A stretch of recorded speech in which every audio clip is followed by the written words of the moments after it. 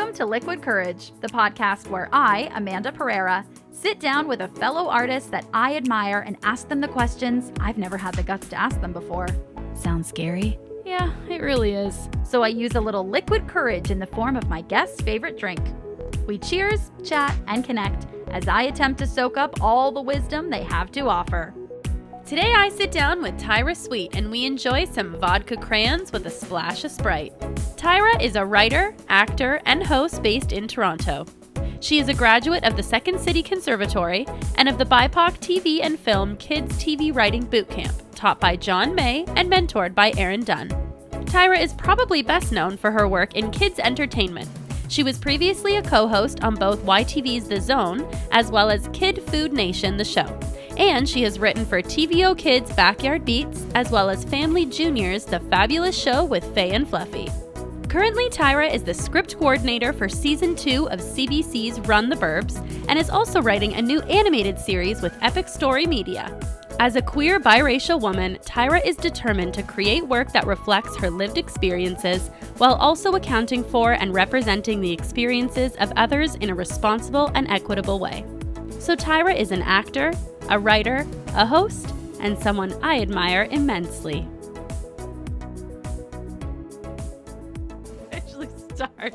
Hi, Tyra. Hi, Amanda. Hi. Thank you so much for doing this today with me. Well, thank you for inviting me. Oh my gosh, my pleasure. It's so funny because I don't know you well at all. Like, I've maybe done one comedy show maybe with you, but maybe, right? Like, I'm thinking maybe Corey Birch's show. I was trying to think of this today. I don't know. Oh, probably. Maybe. Yes. I don't know. Who's to say? But I have such I hold you in such high regard. I just think you are so wonderful. You make me so happy when I think of you or am around you. Is this coming across stalker? Nice. So I'm just very happy. No, it is. Yeah. And that's what I was going for. We have to end. It was like the shortest podcast episode in the history of the show. Okay, so today we're drinking vodka crayon with a splash of Sprite. What makes this your go-to drink? I'm just so basic.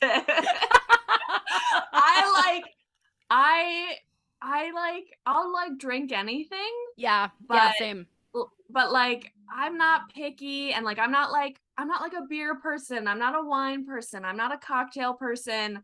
I'm just like, what's easy to say and who always has it. What's easy to say? It's funny because when you're like, I'm not picky, I'm easy, and then you listed all the things that you don't. I thought you were listing what you won't drink, but I realized you're like, no, I'm not a beer only person. I'm the same. I'm like, what's the cheapest? And I would like for it to taste good, but I think most drinks taste good, so it's not too tricky for me. Agreed. Like, I'm just like, it's something a little bit sweet.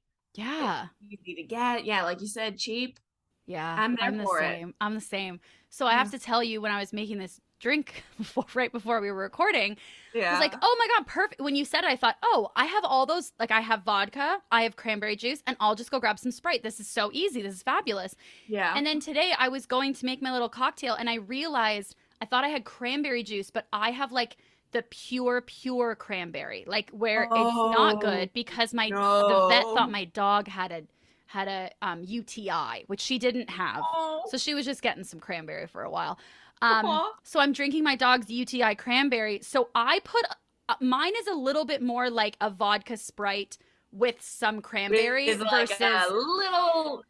Yeah. So I did have to. I felt like I was lying, and I had to just be transparent about that. Here. I'm glad that you said something. Okay, something seemed off to me, and I was like, okay, this doesn't feel right. No, she's lying straight to my face, and I can sense it. That lipstick on her mouth is full pure cranberry, and I can tell it's not cranberry juice. Actually, I wore this lipstick for you because you're so fabulous at makeup. I was like, I have to put on some highlighter. I have to try. I don't have the makeup skills, but I have to like try and do something. Yeah. Oh, that's very kind of you to say. The color is great. Oh my God, thank you. It's the third one I put on. And when you start to rub off lipstick and then put it on again, it looks like you've been making out for 5 hours. Like, so it's then true. It's so bad. I tried to put concealer around it like they do on TikTok, and it wasn't going well. Yeah. You have to like be confident in the color that you pick. Okay. Already Yeah. getting No. tips. No, seriously. I'm like, oh my God, I'm already soaking up the wisdom. Well, also though, I say that because like this year, and like it was super popular on TikTok, so maybe you've already heard of it, but I got into this like NYX lipstick that is like transfer proof. Do you know the one I'm talking It's the about? one That's I'm wearing. that's the stuff. That's what I'm wearing right now too. It's so good and it's so scary. You have to commit. You're right. It is. It Yeah. is. It's not like taking regular lipstick off is like one thing because you're right. It's like very messy. It goes all over the face. But taking that stuff off is like it's like you've painted yourself Yeah.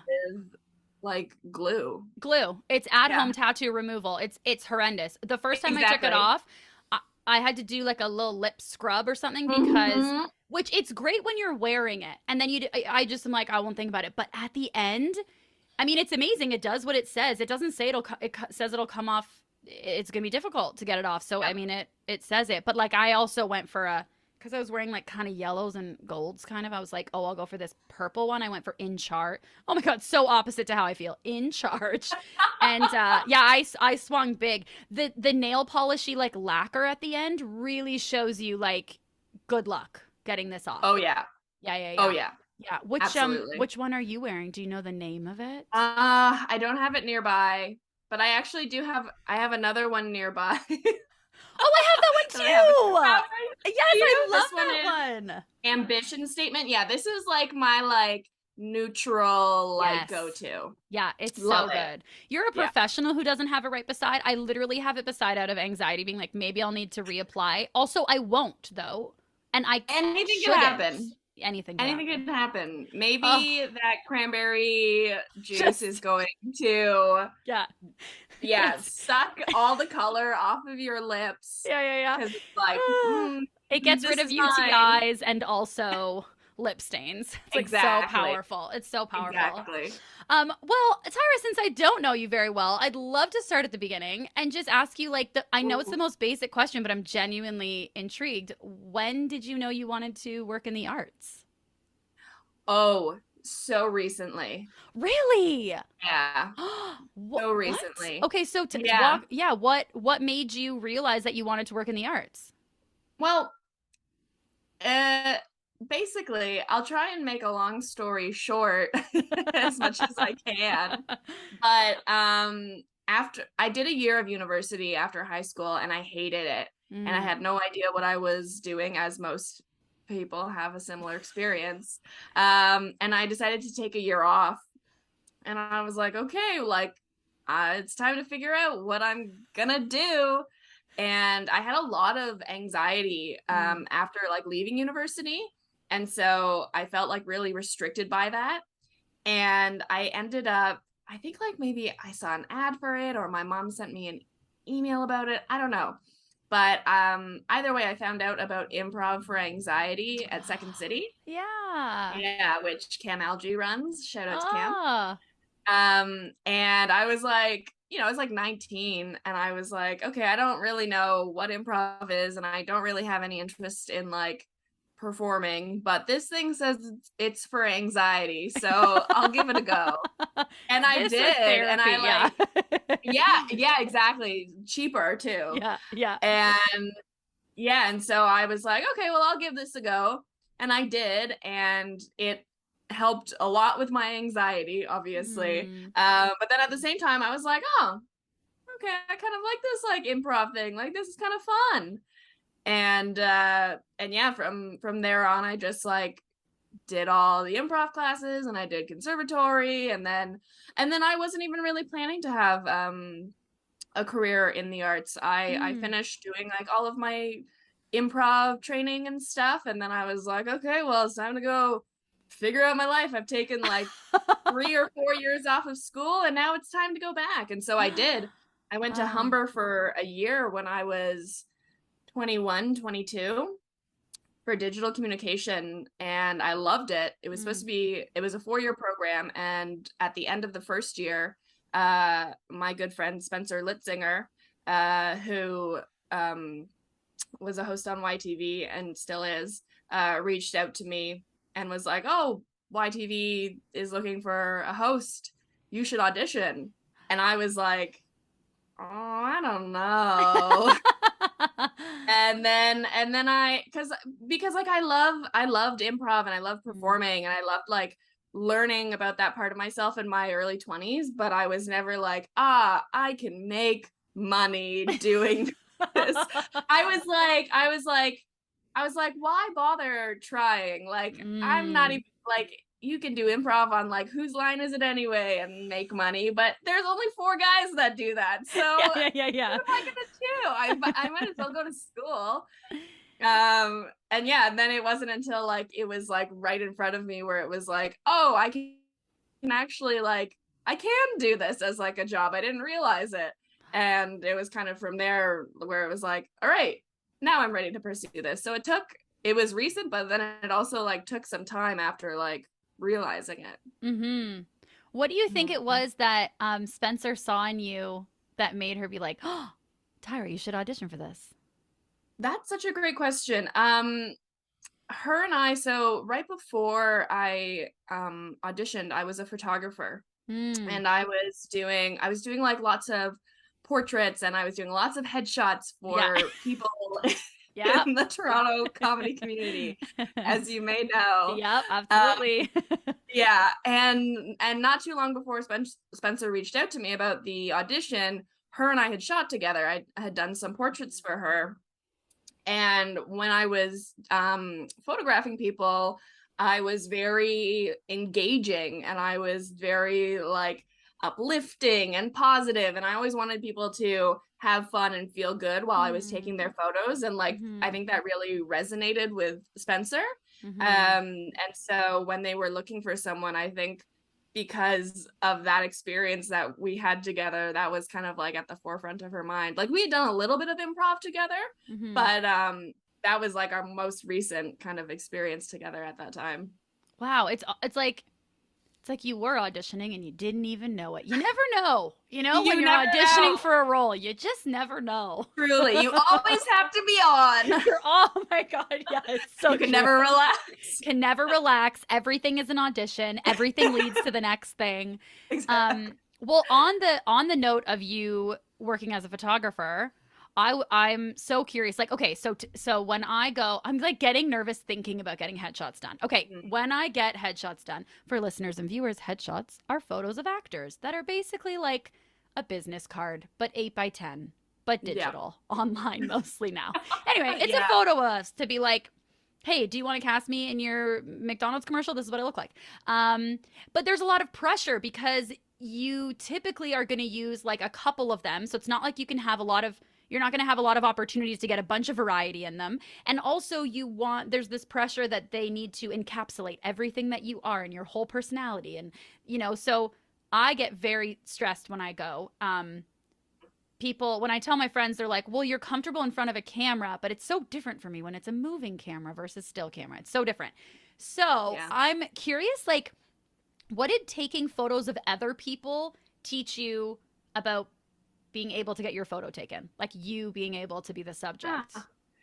Oh, that's a good question. Yeah, so sweet. I can say that after all your questions. Honestly, I could use the ego boost. I don't mind. What did it teach me about getting my own photo taken? That's a hard question to answer. I'm not sure. I guess to be honest, like it's more practical than anything. Like it's just like mostly like ankles and stuff. Yes. I always like say when I'm taking photos of people that like if it feels weird, it looks good. There is something really. Yeah, there's something so bizarre about like the whole like pulling your shoulders back, having your chin forward, chin down, and like just getting in the right spot, and for the photographer to also get in the right spot for it to like somehow look so natural when you feel like your bones are gonna like break at any moment. I'm not saying that getting your photo should be like uncomfortable, but it's just like a different way of like understanding your body in front of a camera. It's very bizarre. You really have to trust the photographer, you know? Like you really have to like, okay, this feels weird, but I'm going to relax in my face and I'm just going to trust that the photographer, I mean, ideally you are able to trust that the photographer knows what they're doing and can do Totally. that. Yeah.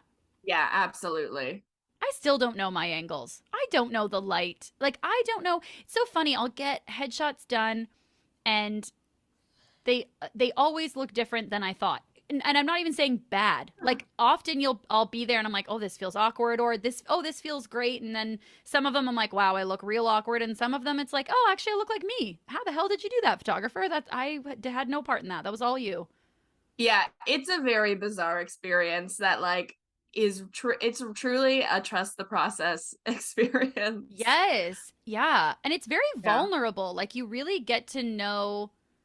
have to be vulnerable with the photographer because you might feel a little silly, or you're kind of trusting them to capture who you are in a very short amount of time, especially like if someone's coming in that you've never met before and you're taking their headshot, you kind of have to know what they're all about quite quickly in order to capture that. Yeah. Yeah. Yeah, absolutely. And that's kind of like it.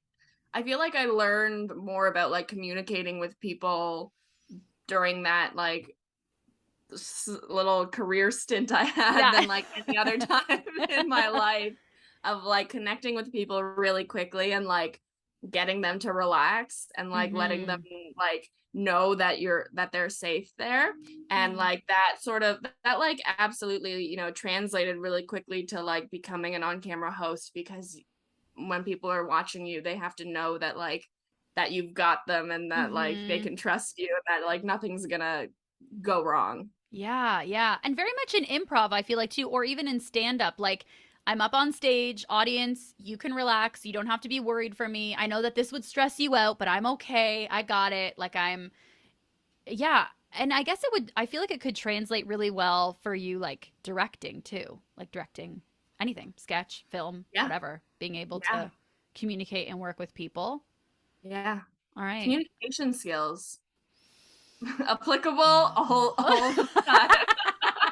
Hey, you would know. You went to university for it. You would Exactly. know. Exactly. You did that. So, how did you go from hosting on YTV to then also, like, how did you get into writing for TV as well? Basically through hosting. Hmm. After I had been on Zone for about a year, I had just expressed to the producers that I was interested in writing for the program.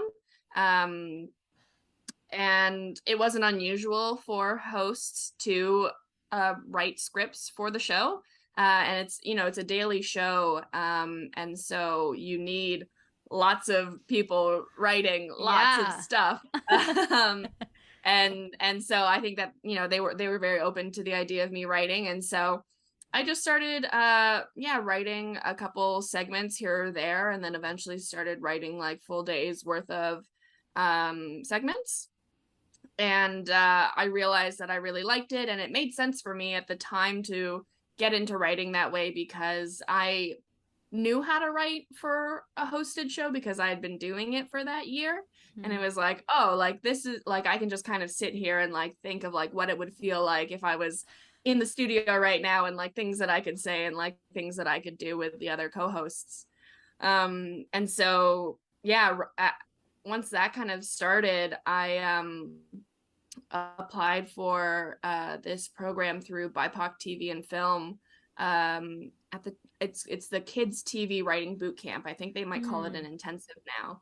And I got into that, and I learned more about kids TV writing Hmm. through that program, and it just kind of like skyrocketed a little bit from there. Oh, that's Um, amazing. yeah, yeah, Wow. And I guess like cuz I know I've read that you've said like you grew up watching The Zone. I mean, so did I, like yeah. watching it. And I wonder like how did the experience of hosting on YTV compare to what you expected or what you imagined from like watching it on TV all those years? That's so cool. Yeah, it it was incredibly surreal. Mm. Because I, especially when you're a kid, like seeing something on television on such a regular basis and like knowing who the hosts are and stuff is like, you're like, that is fame, and that is like, that is like important and big, and like it stays with you that way because like that's the way it seems. And so when I ended up on the show, it was very like, how is this even real? Yeah. Like I really couldn't kind of wrap my head around it. But yeah, like the experience of it is kind of exactly what I was sort of hoping for in terms of like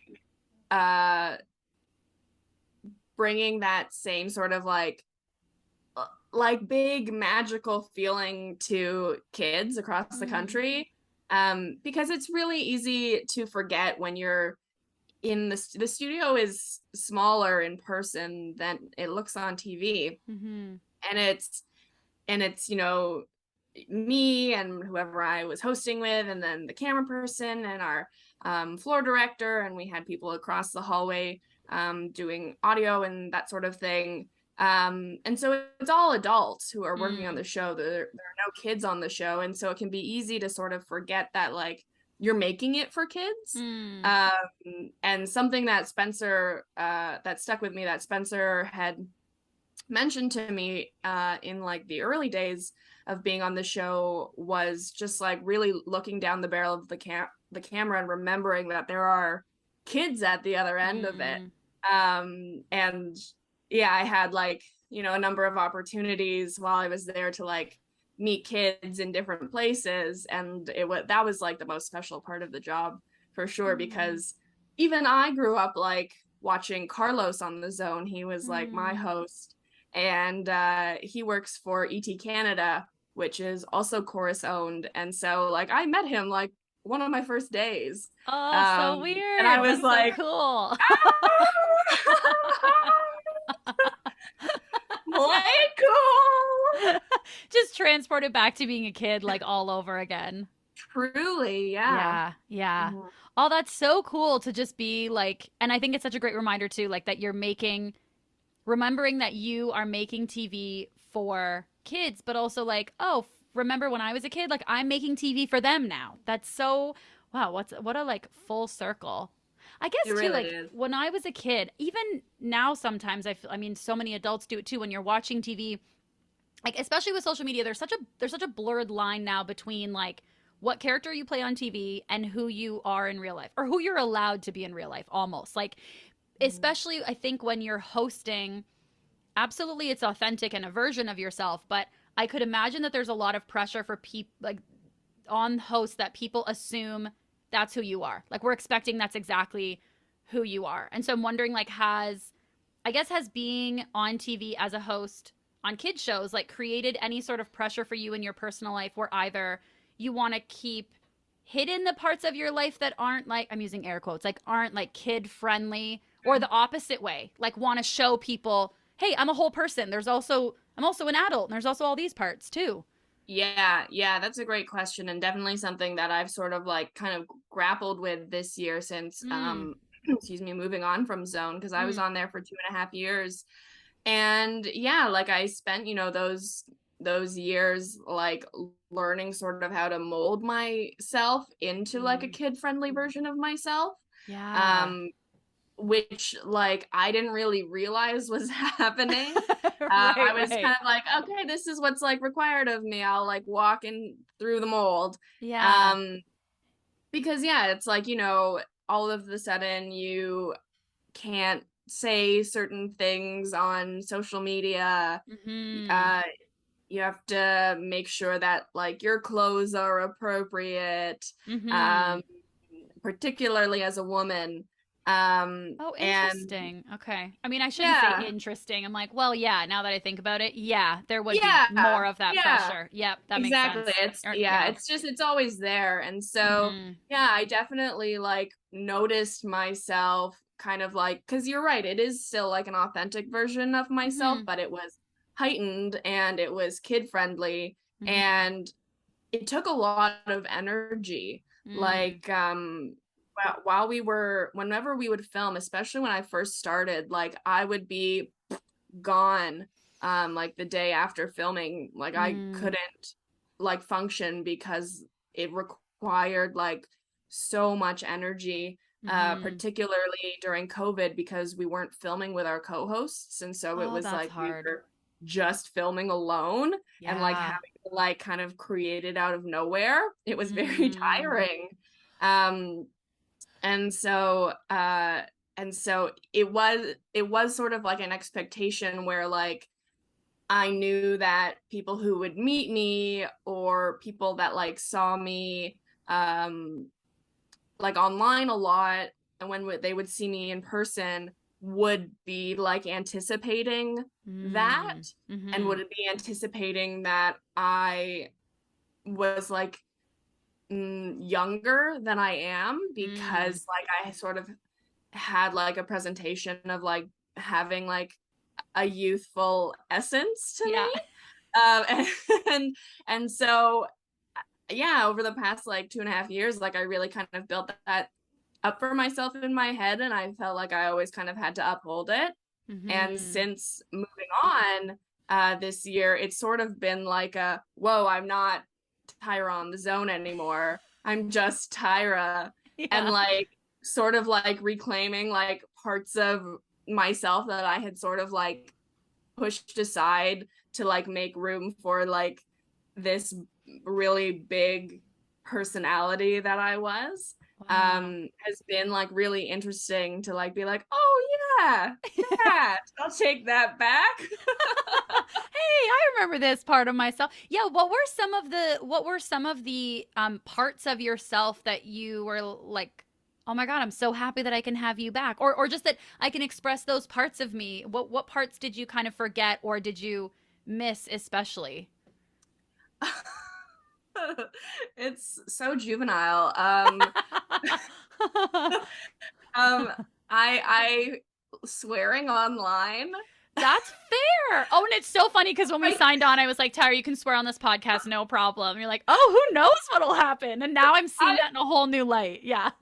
I know you said that, and in my head I was like, yes, but then I was also like, as if you're actually gonna do that, Tyra. Like you are way too well trained to do that.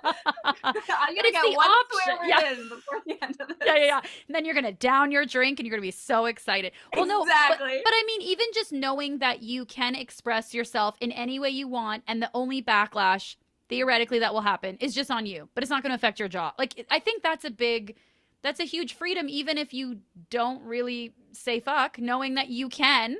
Totally. It's huge. Yeah. Oh, totally. Yeah, absolutely. And it's been like a weird kind of like, I'm still scared to do it, which is the weird part, because I wouldn't have been before. Like that's sort of what I mean about kind of reclaiming parts of myself, where like beforehand I would be able to, it's just like things that you don't think about before you're like put into this very bizarre niche situation, where like now I'm like, oh, saying this, like, is that allowed? Yeah.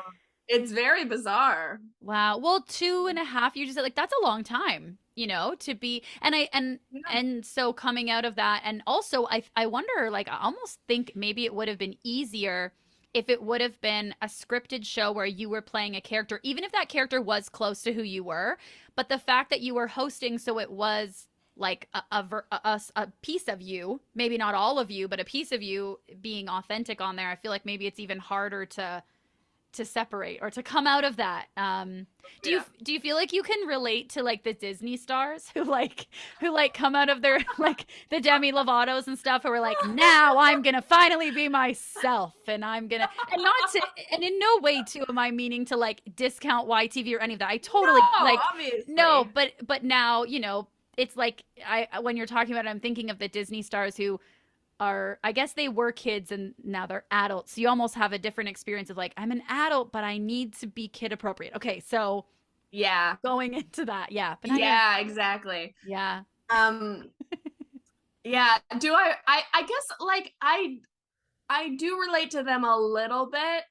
But I don't think I am going to like, you know, do like what Miley Cyrus did for a few years kind of thing. Right. Oh, okay. You're not going to be like Who Christina knows? We'll Aguilera, see. Demi Lovato. Yeah. Sure. Yeah. I mean, we have this soundbite now, so who knows if we'll cut back to it in a couple of years. No. Tara, you do. Yeah. I mean, sky's the limit. If you want to swear twice on this podcast, sky's the limit for you. And then we'll cut back to being like, I don't think I'm going to do what Miley did, where she said fuck twice in one interview.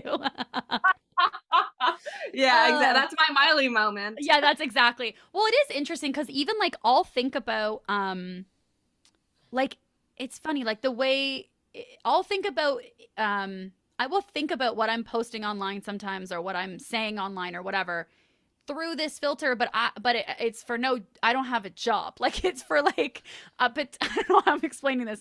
I've had like the tiniest bit of vodka, like a potential job. Like I'm almost like, if I say this, will it close doors? And it took a really long time. I mean, it's still taking time for me to realize I don't need to have every door open. It's okay if some close because they're probably not for me. And if I am myself, then the right doors will be open. But I was very afraid to lose opportunities or potential opportunities because of expressing who I was. And I think that was also like when we were younger, that was more a thing. And now it's almost like people's celebrity status is tied to their political views or is tied to those kinds of things anyway. Like your voice. Actually, I wanted to ask you about your voice. Your voice as an artist. This is like a weird perfect segue that just happened. Like thank you, Tyra, for that. Thank you so much. Who knows what you'll do, you know? Take a little bow. Okay, yes, because, and it's inspired by when I was reading your professional bio, and in your professional bio, part of it you say, as a queer biracial woman. And I was inspired by this. I was thinking about it because it's something I've been thinking about a lot lately, that like in order to get hired in this industry, whether it's like acting or writing, it feels so important that people are able to tell what your voice is as an artist. And for listeners and viewers, like Tyra, I know you know what I mean by voice, but I'll just say, so like your voice is like who you are and your point of view in the world, and as a person. And so therefore like what will come out in your art. And so like, for example, if Tyra and I were writing a show and the character was someone who like loved fashion and loved celebrity gossip, and we had two actors we were going to cast, we had like Mindy Kaling or we had like Seth Rogen, we're probably going to hire Mindy Kaling because she's very open, right? About how she loves fashion and how and the characters she's written for herself, like loves celebrity gossip, whatever. Yeah. And that's in acting or writing. And I'm not trying to say that like you can only act as characters or like write for characters that are the same as you as a person, but you will be especially good at doing it if you're if you walk through life this similar way. And then some aspects, like you need to match the character voice. Like if our fashion gossip celebrity character was also from India, we're not casting Seth Rogen, like we're casting Mindy Kaling. Like there's certain things where it needs to be the same. Yeah. Okay, I feel like I went on forever, but I was like, if I start talking about the voice, an artist's voice, and like I'm thinking of some of my friends who listen, and if they don't know what that is, I'm doing a disservice. Okay, thank you for coming on the journey with me. Okay, so so knowing like an actor or writer's voice really helps with casting, and then ultimately helps like figure out what stories you can tell or should tell. Or would be especially good at telling. Okay, so with all of that freaking preamble, I want to ask you about like how much pressure do you feel posting online or just putting it out there so that people who are casting shows or like hiring writers for shows know who you are and what you're all about? Do you feel that pressure? I feel that pressure, and I'm not someone who I don't necessarily want to go out and be like, I'm this, or I love this. I feel this way. And sometimes I feel like I need to be more vocal about it so that people or experiences I've had in my life that like maybe are painful or confusing and I don't really want to talk about. But I realize, oh, those are the stories I want to tell. So do you feel pressure, like needing to yell that from the rooftop so people know like you would be perfect to write for that show? Right.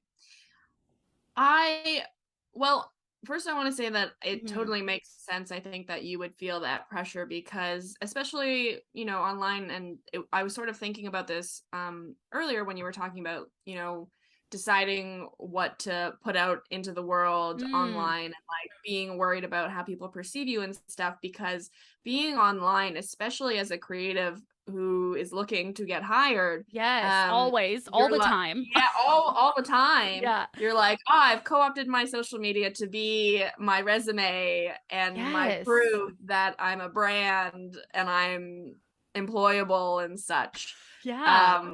So I totally hear that. And like, sometimes I'm like, should I just like make a Finsta? Like, is that just for the kids, or like should I make one of those so that I can just like relax for a second about like who's gonna see this and like if I'm gonna get a job through it or whatever? But to answer your question, I don't feel necessarily pressure to share those things, and to make clear like what my voice would be if someone were to hire me.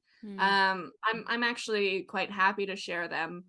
For me, the part that I am most sort of concerned about is being it is feels so bizarre to say, but almost that like my perspective almost feels like too niche at the moment. Okay, how so?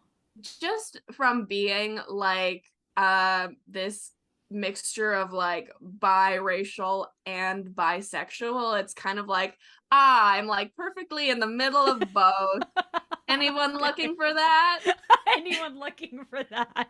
Right? And it's like I just like, is anyone taking this seriously when they see it? Or you know, because I think especially like when it comes to sexuality and like bisexuality, like bisexuality is like undercut like constantly, and so, you know,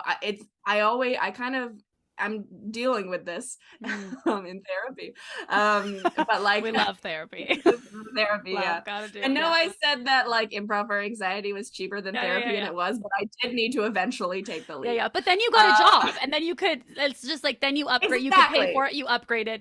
Totally. Exactly.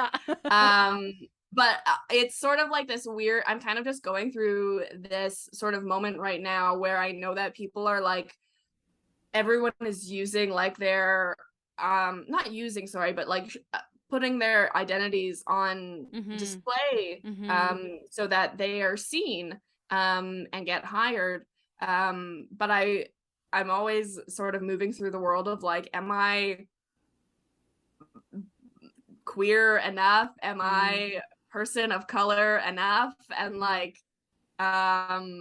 you know, not ever wanting to feel like entitled to like gigs, whether they're writing or acting, but feeling also like I do have like a really specific voice and POV, and sort of trying to find like a place where that lives nicely. But I've been very lucky, particularly this year, to be working on Run the Burbs, because, you know, in particular, the family is biracial and they've got a queer oldest daughter in the family, and so I'm like, that's me. You're not so niche, babe. So many people can relate to that. Yes. Exactly. So you know, it's happening. But that's like the part of it that like I'm sort of like, oh, I want to share this, but like, does it resonate with like the people up there who are like making the decisions, you know? Yeah. And then almost like, if it does, there's the guilt of like, am I taking up the space of somebody who's, again, major air quotes, I'm in therapy, major air quotes, more queer than, you know, like how, when are you, it's a very, I mean, first of all, when you said like, am I enough in both categories? Like, my heart wanted to interrupt you. If we weren't on a podcast, I would interrupt and scream at you, yes, with absolute certainty. Yes. And I can totally understand that. And I wonder too, like, if it's compounded, or is it compounded at all by the fact that you're a queer woman in a relationship with a man, and with a lovely man for a long time, and other people know it. Like, it's not, I mean, not that it'd be a secret relationship. I just mean that you've been together long enough that people know online you're together. So do you ever experience kind of that, like, bisexual erasure in that makes you even more so want to be like, hi, don't erase my queerness. Like, I'm still here. Yeah, 1,000%, 1,000,000 times percent, 100, yes. 100,000 yes percent. Yes. Yes.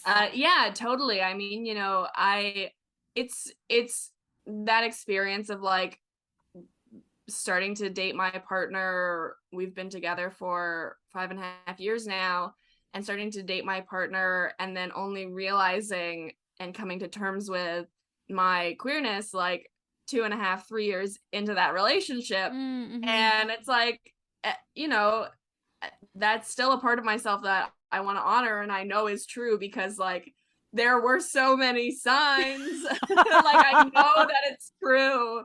Yeah. I can't like stop like trying to trick myself into thinking that it's not.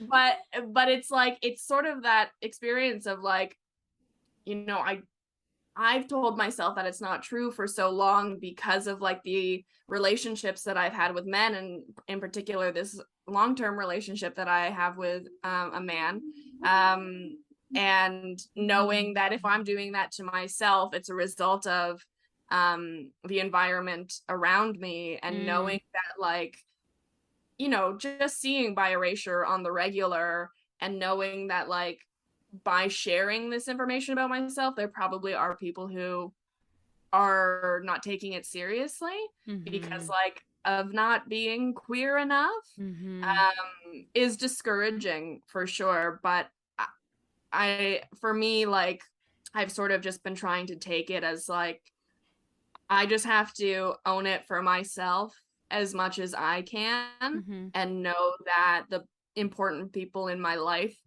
take it seriously as well. And that's sort of like all I can do. And like, you know, whether it bleeds into my career or not, like, isn't really up to me, unless I'm making my own stuff. Yeah.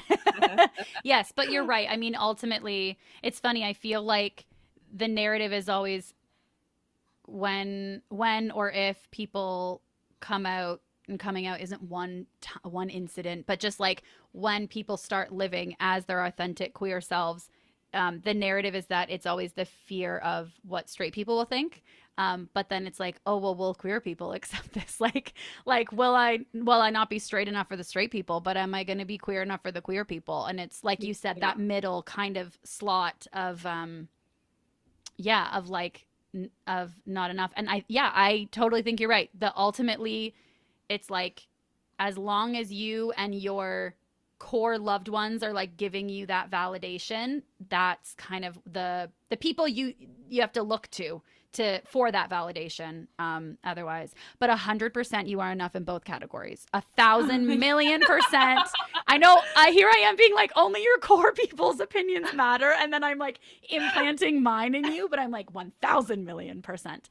It just really, from anyone, from anybody at all, from the random podcast host. Well, and it just really struck a chord, because when I'm reading your bio, like, in my heart, I just thought like, it's a situation where it's a privilege. I understand that it is a privilege that people, it's partly a privilege that by looking at somebody, you don't assume right away they're queer. There is, in straight presenting, there is privilege in that.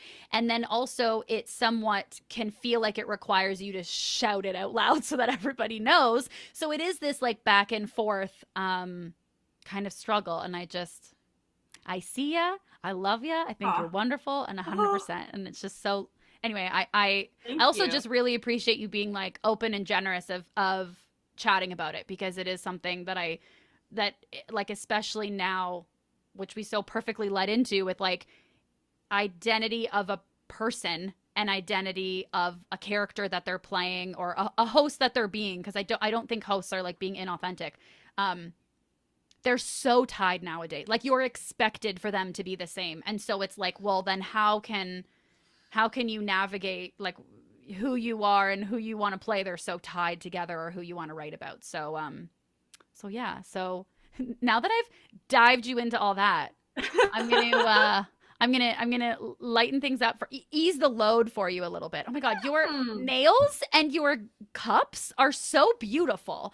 You've had two different beautiful cups, and your nails are so beautiful. And this is the third time that I've thought it, and both two times I'm like, Amanda, like stop. Most people are listening to this versus watching, so like don't call it out. But oh my God. Your glass. So well, first of all, your glasses on your face. Also, the glasses you had in your hand and your manicure. Oh my goodness.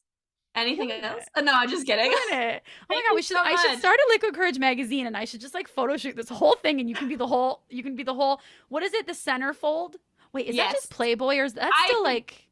I don't know if that's definitely like a Playboy thing, but it must be. I mean, like in Vogue, all magazines have centerfolds. Maybe a fold out. Fold out. You're gonna be a fold out. Yeah. You're gonna be a Vogue fold out. Here I am like, oh, do you relate to the Disney people? And then I'm like, Playboy. Like, no, we're not I was thinking Vogue, and then when I said centerfold, I'm like, oh my God, I think that's the naked ones. Anyway, the middle main photo shoot of the magazine. Okay.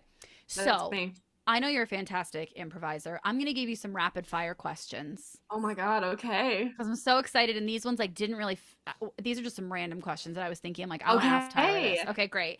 And like, it should just be, what's your favorite color? Rapid fire. But they're a little bit harder than that. But you're an amazing improviser. So I feel like it's going to be okay. Please. Okay, fabulous. Okay, here we go. Okay. When you're feeling crappy, that can be sick, sad, whatever crappy means to you. What is your go-to movie or TV series that you rewatch all the time? Oh,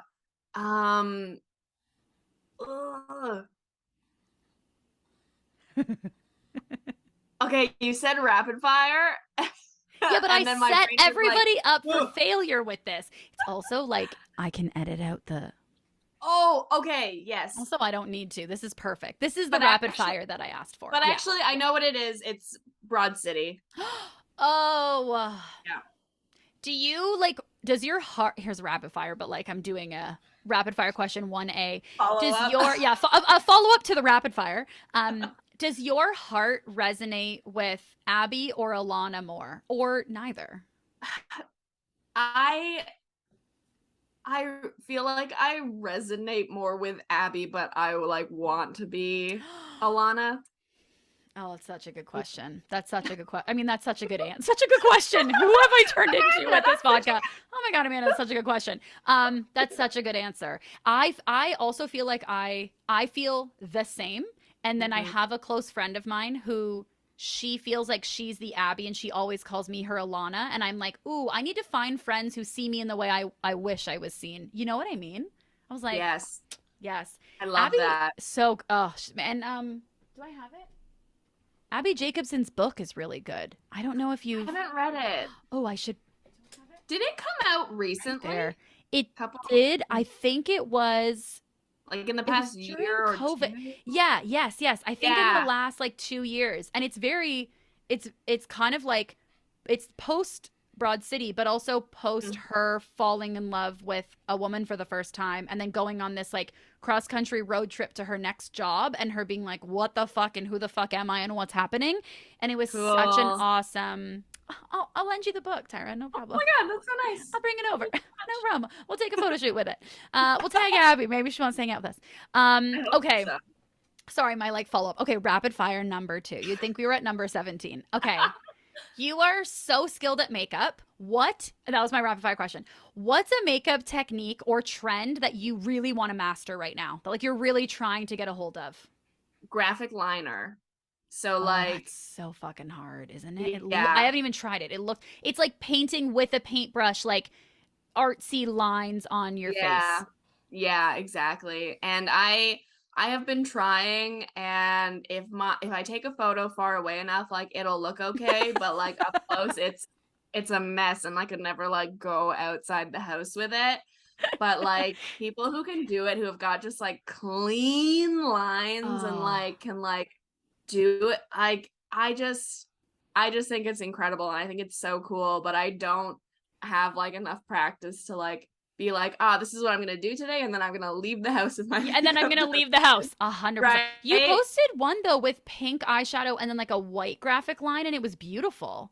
Thank you so On much. Instagram. It was so good. Thank Yes. you so No, much. I that's hard. appreciate That's what you want out of your makeup also. Like it looks great from far away, but I'm not leaving the it. house. Yes, That's the goal of exactly. all the makeup looks. Okay. You've been cast, next rapid fire question. You've been cast as the lead in a TV series. Who are you casting as your love interest? Oh my God. Yes. It Uh, can also, if you want it to be a poly love situation, like you can add, if you're like, no, it's two people, that's fine too. But who would be oh your my love interest? gosh. Uh, who do I'm just trying to figure out like who I even have like a celebrity like crush on Mm, to fulfill this. to fulfill this. Mm, If you need a famous person to take acting classes, like if you need an athlete or a makeup artist or a writer to like be good at acting, I will fund the acting classes to put them in the series. okay, Yes. thank you. You're welcome. You're welcome. Um, who am You're I still like, nope. acting? No, I'm like, what famous people do I know? Mm-hmm. Yes, that is for sure. Yeah. Um, who would I cast as my love interest? Um,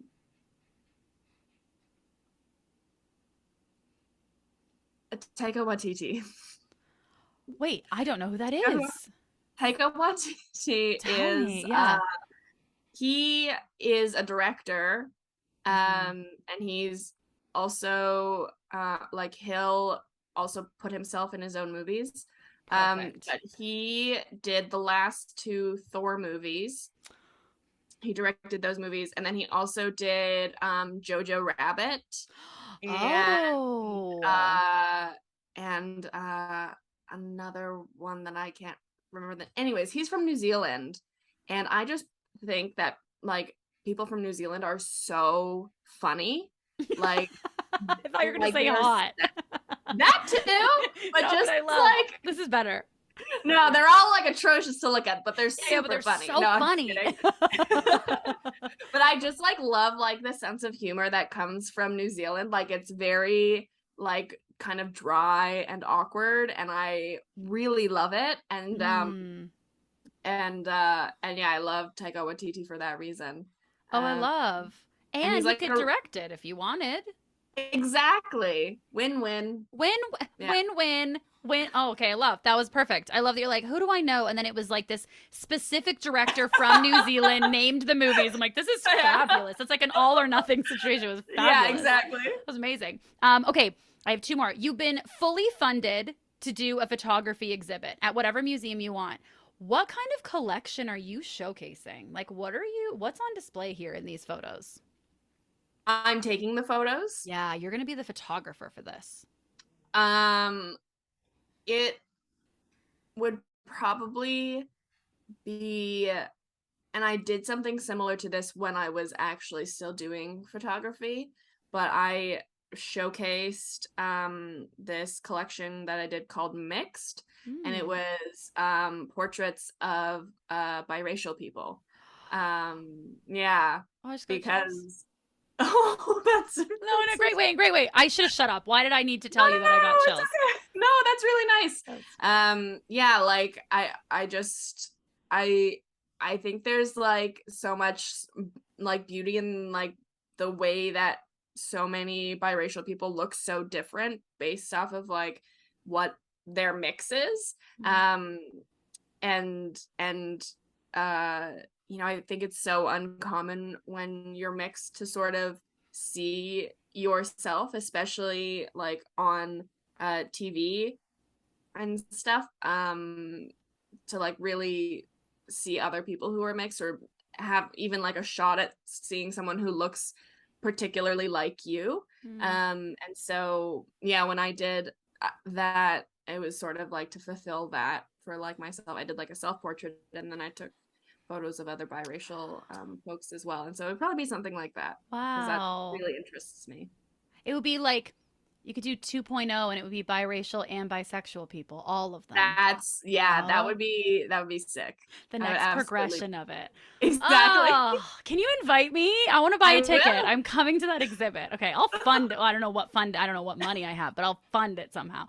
I love it. Okay, I love it. And my last one for you is you have worked. It's so funny that you said like it was only recently that you kind of like in your lifespan that you decided you wanted to be in the arts, because I feel like you are so good at so many of them already, like performing and writing and photography and makeup, and you play the violin, like all of these things. So what new art form would you want to try? If you had to start a new one, what kind of new art form would you want to do?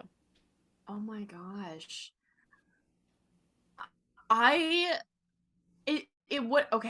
It wouldn't be like particularly new to me because I did do it when I was a kid. But I would really like to be a good dancer.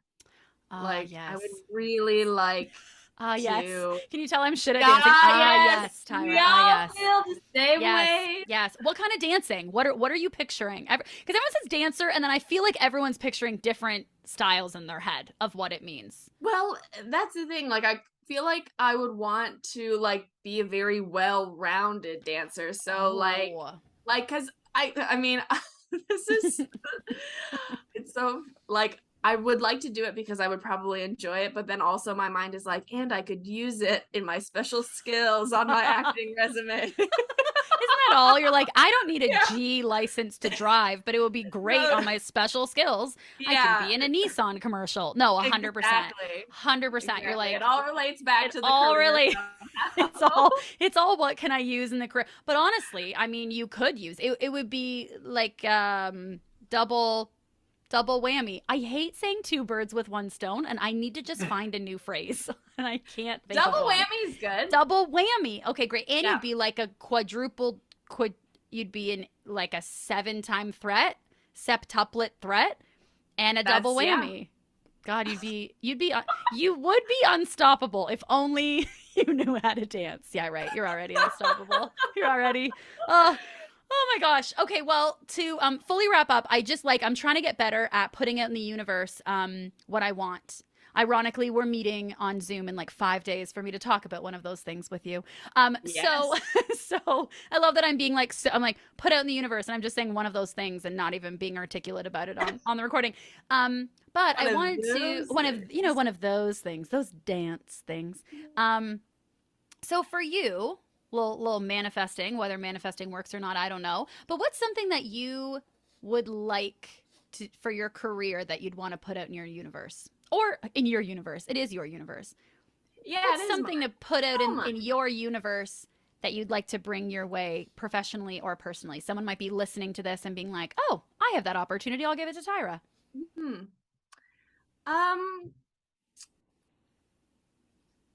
What I'd really like within the next year, and I already feel confident that it's coming.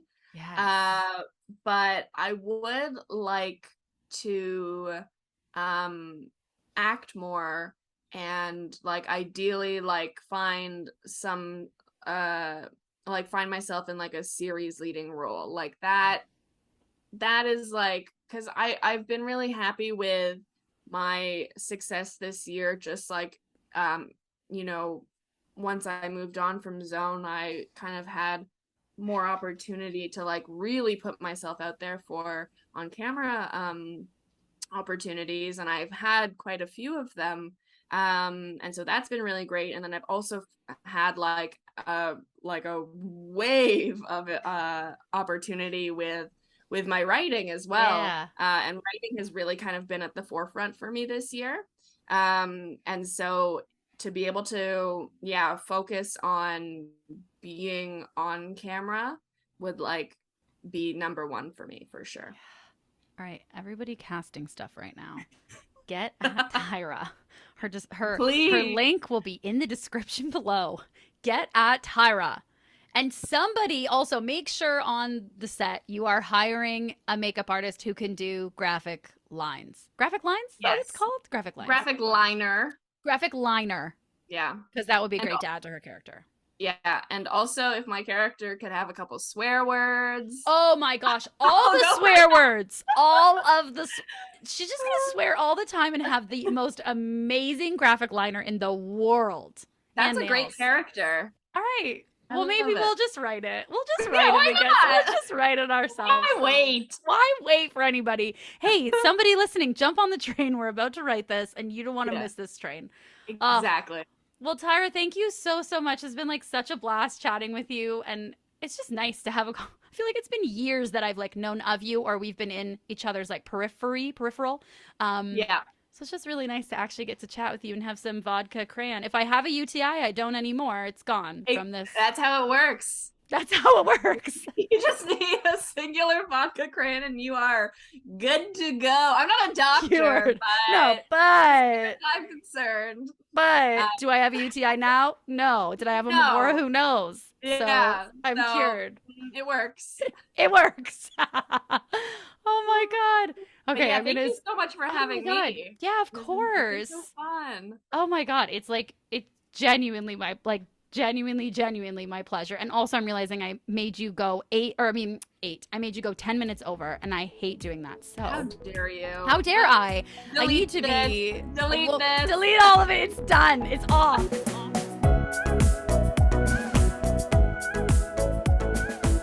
Thank you so much for watching this episode of the Liquid Courage podcast. If you liked what you saw and you're looking to support the show, here's a few ways you can help.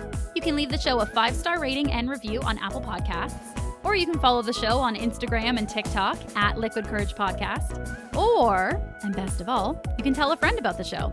Tell a family member, tell a coworker, post about your favorite episode online. Spread the word. That really is the best way to help support the show and help it grow. Did I just rhyme? Okay, until the next episode, cheers!